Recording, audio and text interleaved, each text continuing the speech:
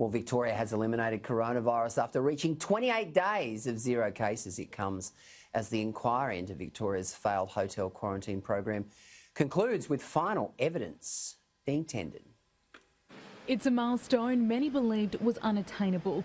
28 days of no new infections, no community transmission and no further deaths, effectively eliminating the virus from Victoria.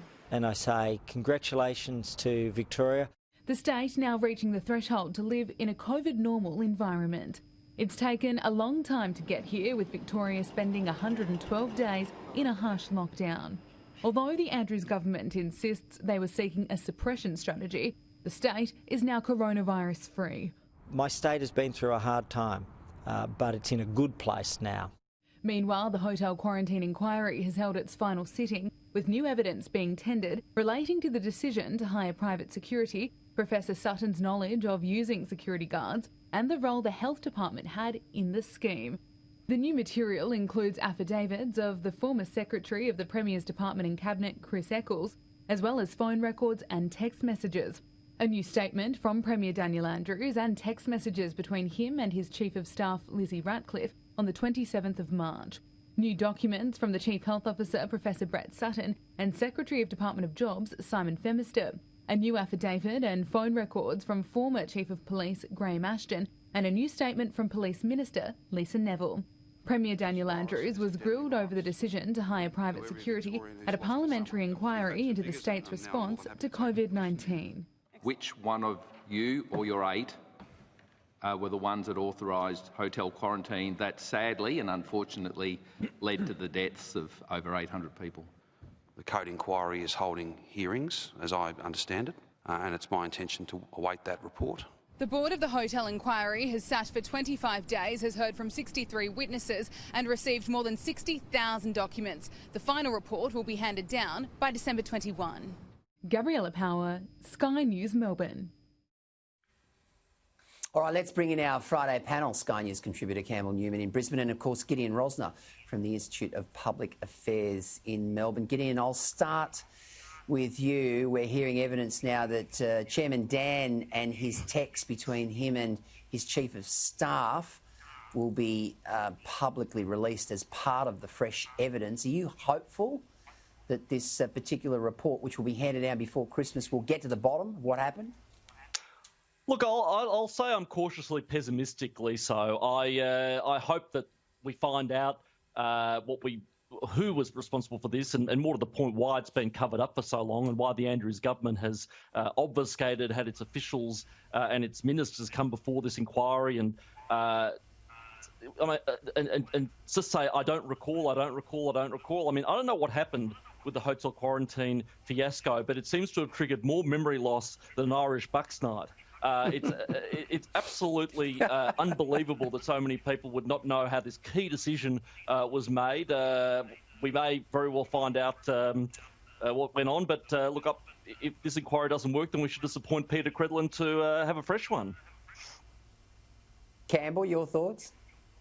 We should indeed appoint Peter Gleeson to have a second inquiry, because it's extraordinary. I just got a remark on, this might be a bit boring for some people, but it is extraordinary that it's taken this long to get to these critical sort of issues about text between the Premier and his Chief of Staff.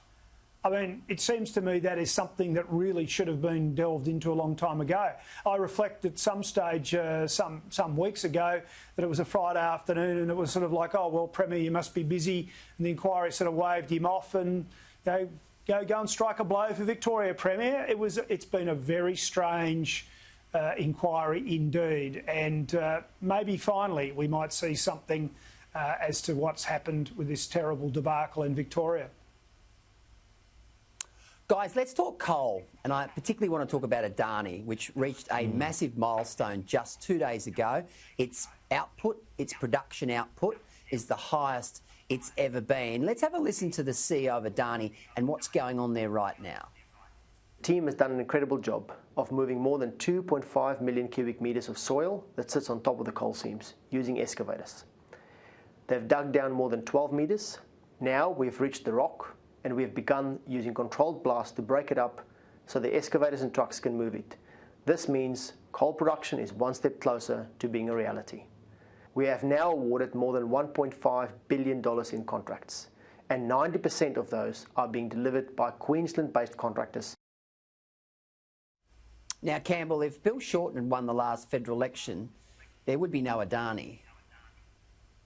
Well, there'd be no Adani, but by the same token, and I'm not going to let him off the hook, Peter, you know, people need to know, our viewers need to know that Scott Morrison almost didn't approve this prior to the May 2019 election because being as poll-driven as he is, he didn't have the courage to actually approve this project prior to the writs being issued. It was only an internal sort of battle that saw him do the right thing, which, lo and behold, didn't hurt him during the election. And it's a message to all politicians that people in blue-collar Australia, people in aspirational areas actually get it. And if you make the case for creation of jobs and economic opportunity, they actually will get behind you. And that's why Shorten lost and Morrison won. But it came very close to Morrison not actually getting behind this project. And that would have been a great disappointment, bad for Australia and bad particularly for Queenslanders. Campbell, I want to talk to you about this Cape York land clearing decision by Susan Ley a couple of days ago, effectively backing the Greenies. Now, your government in 2014 approved the clearing of about 2,100 hectares of land, which essentially was for the production of grain. And now the government, the Morrison government, has rejected it and basically sided with the conservationists. What are your thoughts on that? Well, very quickly, Gleeson, for our viewers, just to explain, Cape York doesn't really have an economy. There are very few things that you can do if you want to have a job. And of course, up there are all these Indigenous communities that are essentially welfare communities with all sorts of social problems. We wanted to unlock the potential of Cape York by allowing high-value agriculture, aquaculture, ecotourism, etc., and new mines. And indeed, Noel Pearson, the well-known activist and advocate for Aboriginal people, wanted that to happen. So we approved this project as an initial step to do that. And this Morrison coalition government has come in over the top using the odious federal environmental legislation to stop that. And so I just say, Gleeson, to people in regional Australia, particularly regional Queensland, it's time for us to send a message to coalition MPs. If you're going to talk about dams, if you're going to talk about new mines, if you're going to talk about northern agriculture, you actually have to do something about this legislation. And for me, I'm a bit more bitter about it. To me, it says that the Morrison government is about spin and baloney and announcement, but not about doing things. The coalition have now been in charge for 7 years in Canberra. They haven't built a dam and they haven't actually launched any major Northern Australia agricultural projects. They created the Northern Australian Infrastructure Fund and it's done sweet bugger all. You know, as you can tell, I'm pretty fired up about this, mate, but enough. I'm not going to run a protection racket for Scott Morrison and coalition MPs and senators anymore. Sure. They need to get off their backsides and deliver, and they need to deal with this appalling legislation. And finally, again, if they were serious about the welfare of Aboriginal people, they'd unlock the potential of Cape York and allow decent, well-managed projects to go ahead like this one, which they have killed on their watch. Gideon, let's talk China. We've seen that decision today involving wine. It's a $45 billion industry.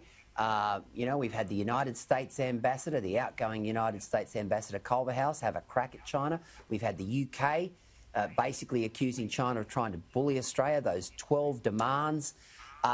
This is really tantamount to a big, big country saying to a smaller country, it's our way or the highway. That's exactly what they're saying, Gleeson. They've been saying it for quite some time, and we know that the Chinese ego is so fragile that the slightest criticism of the many, many reasons you can criticise China on a whole range of things is enough to trigger decisions like this that affect many Australians and cripple our exporters. What needs to happen here is more countries need to stand up to China. I think we're going to see maybe two competing world orders, the Western US-led trading bloc and a Chinese-led Belt and Road-centred trading bloc. But look, this won't last, Gleeson. What China is doing, the whole regime relies on central planning and authoritarianism. It never lasts. You can't suppress freedom forever. The worry that I have is that now with the United States going to a Biden administration very soon, it looks like anyway, I hope not, but that's the way it's looking, we're going to see very, very different positions on China. We're going to see a much weaker president. Australia has to decide, is it willing to stick its neck out to stand up to China? And I think we absolutely should. But are we willing to do that without the US necessarily backing us in as strongly that it has been for the last 4 years? It's going to be a very, very vexing issue. Campbell Newman, as an ex-senior military official, what did you make of the Brereton report? And I want to ask you about the fact that the War Memorial in Canberra is going to include the Brereton report in its ongoing historical sort of narrative of our troops in Afghanistan. Well, Gleeson, I guess in terms of being truthful and accurate about our participation in that conflict, we do need to acknowledge the Brereton report and its findings. But may I say that I am very concerned about where this whole thing has gone in the last couple of weeks, because let me take an example. Disbanding 2 Squadron SASR immediately impugns the integrity, the character of anybody who served in that unit. Taking away the unit citations, again, says, well, they're nothing but a bunch of war criminals, and they're not. There are many fine people who have served our country in the SASR, and they're now being tarnished with this whole sort of job lot approach. We need to deal with the individuals that these allegations are against. They need to be dealt with through due process in courts of law. But we shouldn't be actually maligning those who've served, and we shouldn't be maligning those who've actually paid the ultimate sacrifice. And indeed, then there are outside the SASR, I think the Defence Force as well are being hurt by this. And I'm really concerned that we seem to be throwing the baby out with the bathwater on this one. It worries me. And by the way, there was a stat the other day, I don't know if it was true, but it was in the media, and it said there'd been 9 Australian service personnel, servicemen, I think they were all, who'd committed suicide in the last 3 weeks. Now, that just shows us a very dangerous issue for a range of reasons. It is indeed. Indeed.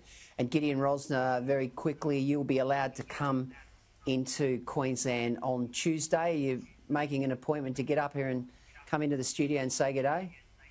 I'm actually going to Adelaide over Christmas, New Year, Gleeson. I love Queensland, would love to come see you in Brisbane, love the Gold Coast and all sorts of other places, but it's Adelaide for now. Come up for the cricket.